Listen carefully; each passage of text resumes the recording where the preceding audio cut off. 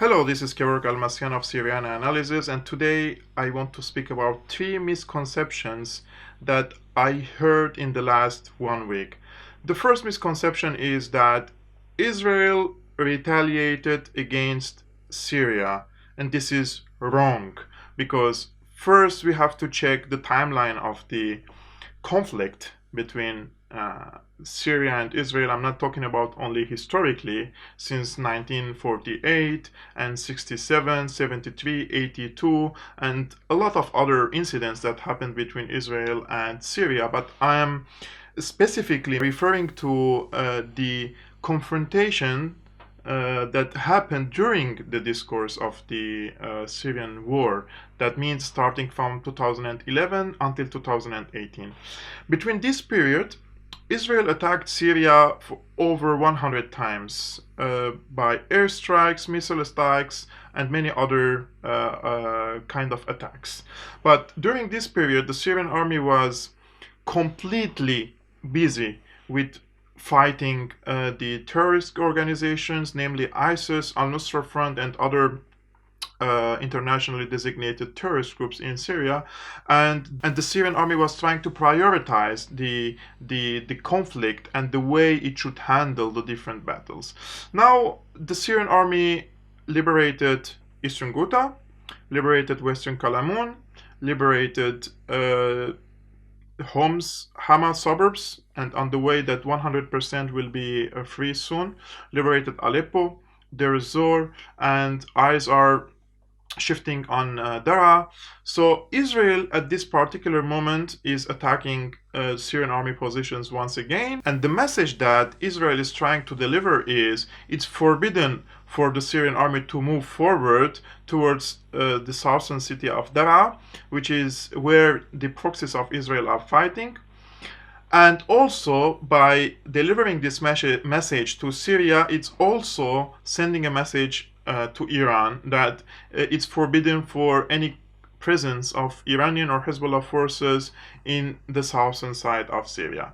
So what we are experiencing here is Israel is attacking the Syrian army in Syria, and Syria is retaliating against Israeli forces inside occupied Golan Heights. This is very important.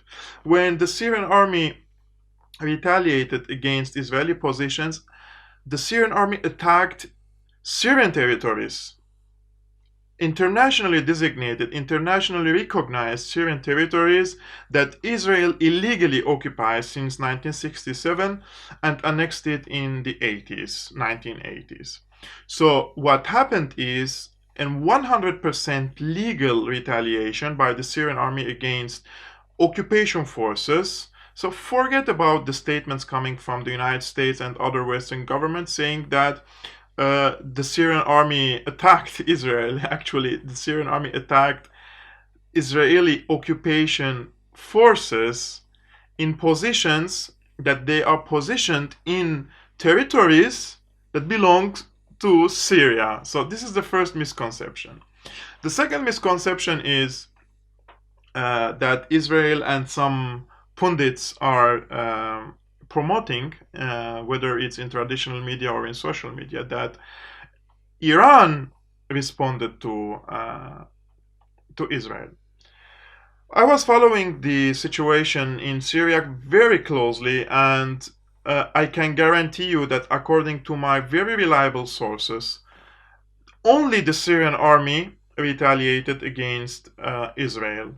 The missiles, both the offensive missiles that hit in the occupied Golan Heights and the defensive missiles, speaking about the S-200, the Buk, and the Pantsir S-1 and other air defense systems, they were all Syrian systems, and those who fired were Syrian army soldiers. Iran was not involved in this. But Israel is trying to promote the narrative that they are attacking Iranian forces to make it look okay to commit an act of aggression against Syria and against Syrian territories, against Syrian army forces. In the Syrian government and Iran and the allies in Syria will not be ashamed to declare if Iran retaliated against Israel, but that's not the case. And on the 10th of May, on the night of the 10th of May, when the confrontations were happening, I reported on Twitter and on Facebook that the Syrian army intercepted and gunned down two jet fighters, Israeli jet fighters. At that time, as I mentioned, my sources underground told me that the Syrian army succeeded to hit two fighter jets. Now, after a couple of days, I can guarantee you 100% that at least one fighter jet been hit and downed by the Syrian army, and there is a high level of Israeli. They are trying to hide this reality, and the Syrian side, they don't want to increase the escalation, so they are not mentioning it at all. But on the Syrian radars, at least one jet was gunned down and three fighter jets were hit by Syrian missiles. The third misconception that I've been reading, hearing, and on social media and elsewhere, that some people are telling me personally that maybe I'm promoting for war in Syria. I will try to explain this in a very clear and very objective way. First, I'm not promoting war at all. I'm promoting for the liberation of the Syrian Arab Republic. Every inch of the Syrian territories should be returned to their owners. And at the moment, we have American forces, French forces, Turkish forces, and even Israeli forces occupying Syrian territories. I studied political science, and I'm biased towards the realist political approach. And I believe none of these foreign occupiers will leave Syria without pressure, without military pressure, without forcing them to leave the Syrian territories. I cannot believe that we are in the 21st century and that I have to explain myself that occupation is illegal. When you send your troops from the United States, from France, from Turkey, from Israel, inside Syrian territories, you are called occupier. And if you receive fires from any side in Syria and soldiers, American soldiers or French soldiers or Turkish soldiers die on the Syrian territories, it's called resistance against the occupation. This is 101 of international law and 101 of UN Charter, that every single nation has the right to self-defense. And the irony is, when the Syrian army tries to advance in a certain area, for example in eastern Syria, and the American Apaches attack, or American fighter jets attack Syrian army positions, they call it an act of self-defense. How any sane person can believe that the American forces inside Syria are acting on a self-defense against Syrian forces who have the legal right to restore every inch of the Syrian territory? So this is the third misconception that I wanted to explain, because I want to restore peace to my country, but peace cannot be achieved without kicking out every occupier, every aggressor from Syria, and namely the United States, France, Turkey, and Israel. When all these occupiers, when we force these occupiers to go out from Syria, only then peace can be restored into Syria, and only then we can organize our lives once again. And if there would be elections and new reforms, political reforms, but as long as there is one foreign soldier, the priority is to kick out these soldiers. Now, some could say, and what about Russia, and what about Iranian forces underground? Okay, let me explain, because we are talking politics and we are talking international law. First, Syria is a sovereign state. And Syria has the legal right to sign on mutual agreements with other governments. With Iran, Syria has a mutual defense agreement. And in the case of attack against Syria or against Iran, both countries help each other to repel foreign occupiers, whether in the form of direct occupation or in the form of proxy war.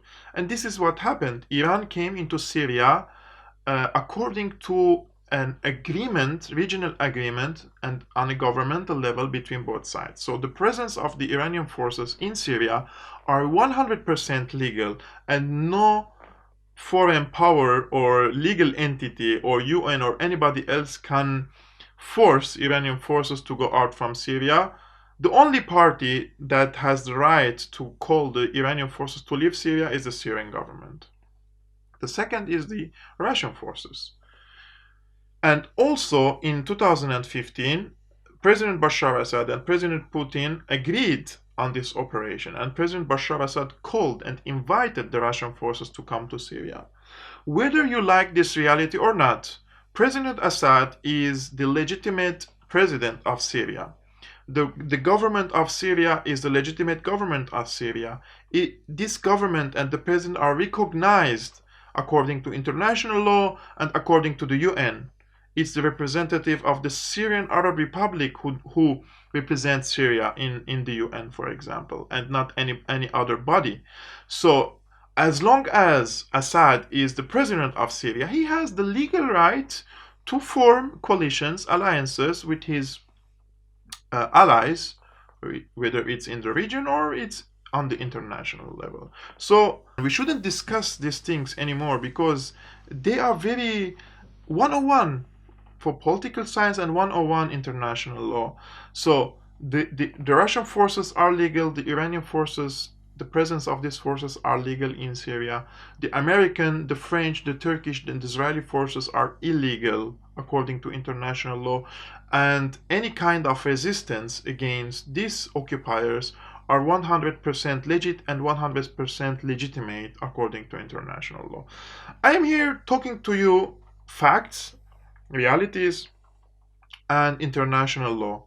If you want to hear the blah blah blah of other pundits and other, let's say, self-proclaimed experts on Syria who are getting paid by governments to say what they want to say, this is another issue. But I myself, nobody can force me to say anything because first, I'm 100% independent, and two, I'm the only funding, which is very little, by the way, very little, you can check it on Patreon, is from my subscribers. So I am able to say whatever I want to say. Nobody can dictate what I have to say. So this is the beauty of being an independent journalist, and this couldn't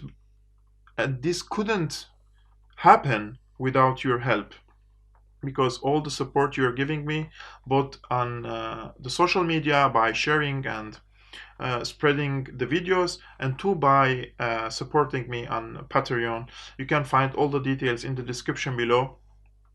And also, we launched the website of Syriana Analysis. I will put the link in the description below. You can check it out. I'm posting all the videos that we are already publishing on YouTube in the website, but also publishing additional analysis in the Syriana Analysis section. So you can check everything, and please give your opinion. What do you think about the website? It's simple, but I wanted to launch to make it simple at the beginning, and we can develop it later on. So thank you guys for watching. I'm Kevork Almassian of Syriana Analysis, and see you next time.